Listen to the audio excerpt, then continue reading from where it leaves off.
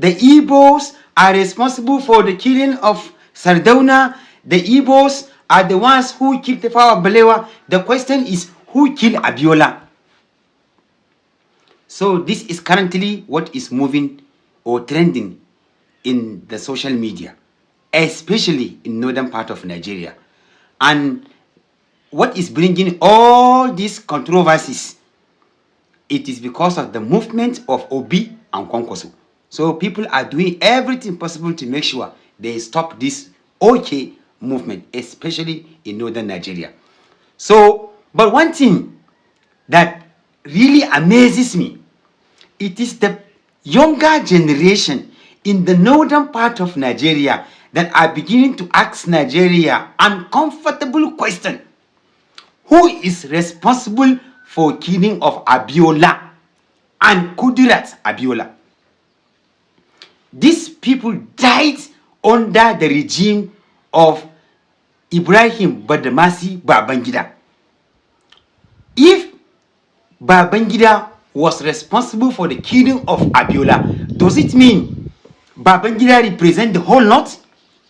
Because the person who killed Sardauna and Tafawa Balewa is an Igbo man, does it mean he represents the whole Igbo land or Igbo people?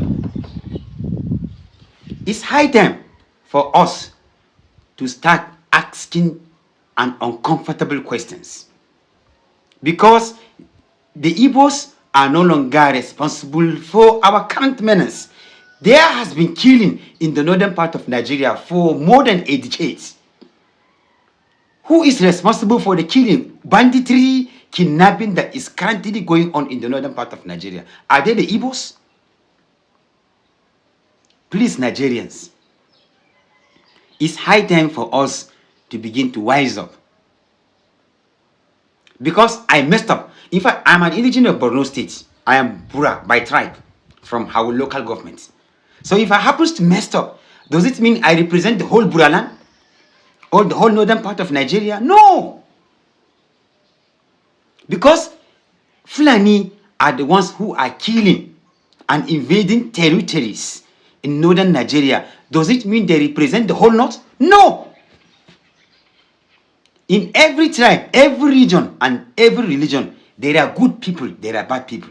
It's high time for us to begin to wise up, especially in northern part of Nigeria.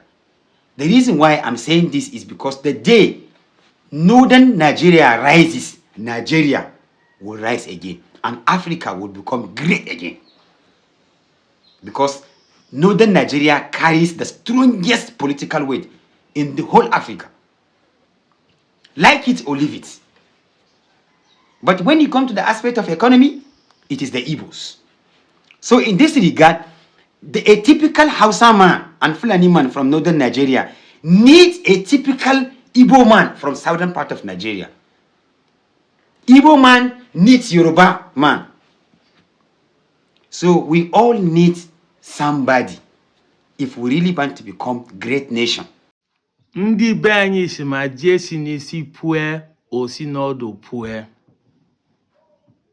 Exactly. Who would have thought that men from the north will be speaking with this kind of sense of wisdom in a time like this? When the time is right, they know they tell person, according to Timaya, when the time is right, yeah, they know they tell a person. You see, that even the northern people get sense of reasoning. That is why it's a big calamity that our people from Anyoma here, our people who are Igbos, does not have sense of reasoning. Come to think of it now, the same people who actually are this Sepunte, those who draw this line against the Southeastern Igbos, are the one who are also denying the Igbos today. Yes, now, in case you are meeting me for the first time, my name is Chukwuemeka Kogolo. I'm from Onichubo in Anyocha North Local Government of Delta State. I'm from Anyoma precisely. But the most unfortunate is that there are some of us who are still denying their Igbo-ness, despite the fact that atrocity and the menace that are making everybody to point finger to the Southeastern Igbos are caused by us. I've shared this story time after time. I don't want to repeat it again. But everybody know that if they have to point finger and say that who killed Sadana of Sokoto is Chukuma Kaduna Nzogo from Opanam. And Opanam today is a village after Asaba in Oshimiri, local government of Delta State. But today, the same people in this region are the one denying the Igbos. Meanwhile, everybody is pointing finger to Igbos of Southeast that are the one that killed Sadona Sokoto. However, I don't want to dwell on the past. Thank God that people in the north are reasoning. They're beginning to see the coming of Obi is opening everybody's eye to begin to see that we need to live above this sentiment. This is the effect of suffering that Tinubu has caused a lot of people. You know, when I call Tinubu Tibaino, people don't understand. It's a nickname I've given to the guy. The guy narrates Tibaino. The nice nigger. He has given us the street level for people to start thinking smart. He's the Benin ambassador among us. Can't you see? The propaganda has eaten some of us up that they are going up and down. See, the worst thing that can happen to you is in the 21st century not to think out of the box. If the northern people can be thinking out of the box, people that people believe, they say, yeah, they not know they go to school, they are illiterate, they are Islamic thing. If they can be thinking out of the box, that will tell you there's a shift, a paradigm shift in the political space. That is why it's going to be a shame that anyone from the south, whether you call it southeast, south, or southwest, or even north central, is still thinking towards tribalism, towards religious sentiment. That person needs to be lied down and flogged 80 strokes of cane. I swear to God. Look at this stitch. Look at this tweet. He said, I want to do only one tweet per aspirant so as not to seem as dwelling on anyone.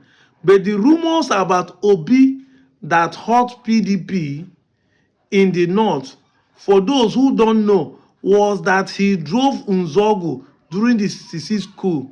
An obvious impossibility, but widely believed. That will tell you how propaganda flies. Then say. What is killing us in this country is lies, falsehood, and propaganda. This is why I keep saying that I don't blame politicians. I blame the people. Why? The people don't have sense. And why is the people don't have sense? People don't lack knowledge. They lack information. It is not lack of prayer. It is not lack of anointing. It is not bad government. It is not bad politics. It's not lack of money that is making us perish in this country. We are perishing in this country because we lack knowledge. We no get sense. And why is this so? We lack information. In the 21st century, you will rather buy phone and be watching TikTok challenge, but you cannot browse simple information. Person can wake up in the morning, tell you, say the name of Moto is no more Moto again, say they have changed it to Tomo. All of you will believe it because it's a pastor that said it. This is why Nigerians believe that Nigeria play ball with India and they win us 101. Lamba. Who played the match? Who watch it? Football is played 90 minutes and you believe there is a spiritual power that can make people score you 100 goals in 90 minutes. This is the lie they have told. Propaganda and falsehood is the reason why we are perishing in this country. Where Nigerians have not seen Mami Water, but they believe he exists. I said it that the day government will start arresting people who are pouring Fanta in the river, saying they are worshiping God. That is the day you will know. Fanta where they make yesterday, now they tell they worship spiritual power. Don't. This is what is killing us in this country. Propaganda, falsehood, and lie. Imagine this propaganda. Peter Obi that is less than 10 years. Peter Obi was born after Nigeria independence. As of 1966, 15 January, 6 years into independence, how old is Peter Obi then? But his propaganda has made it believe that Peter Obi is the one driving Chukwumanzogu as of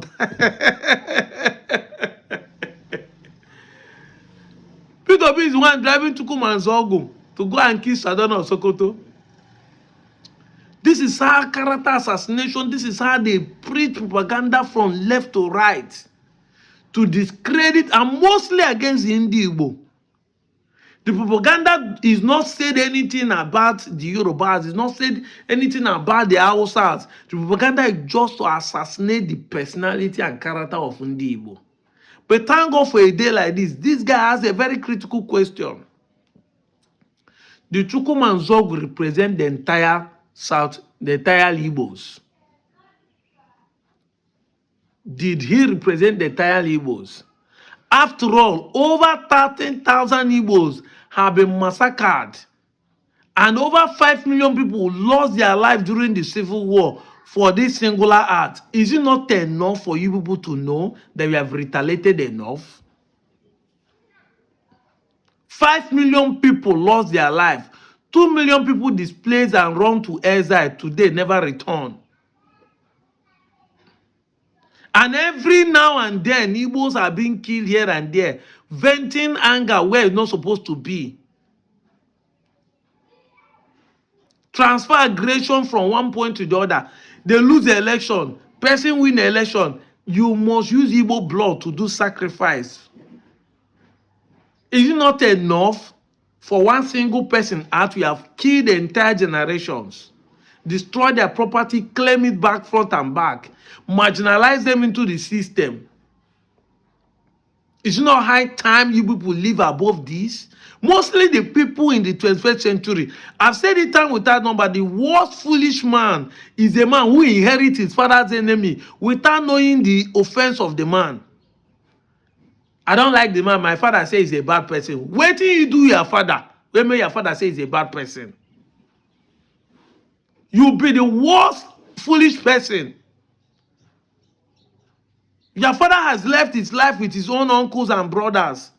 Don't allow the hatred or the evil and the sin of your father to make you not to relate well with your cousins and with your brothers in this generation. Because some families are enemy today without even knowing the reason. Exactly. What is the reason? Our father and their father are not in good terms. Our family and their family in 10 years ago are not in good terms. The today generations are buying into those things without even knowing the cause. This same thing is happening in Nigeria. Even when IBB came out and wrote a book, that coup wasn't an Igbo coup, that it was a false propaganda in order to use opportunity and deal with Igbos who are seen as the dominant force in the Nigerian system.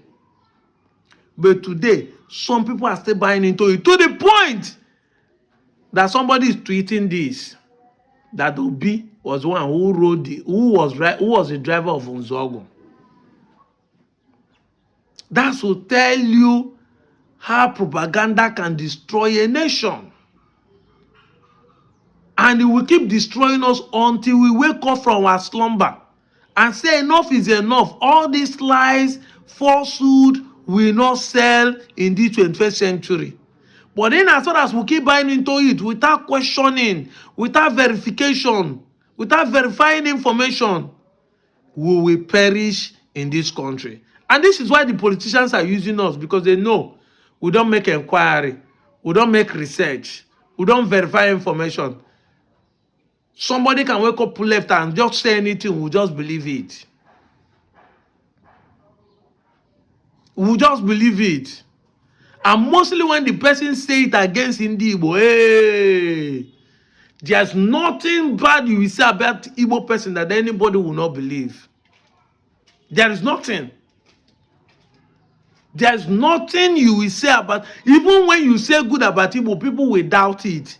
But once you say evil about Igbo, other tribes will believe it, including my people from South, who are the one who committed this thing that is happening against in the Southeast Igbos, including my people, because I must always remain resolute to tell us our truth.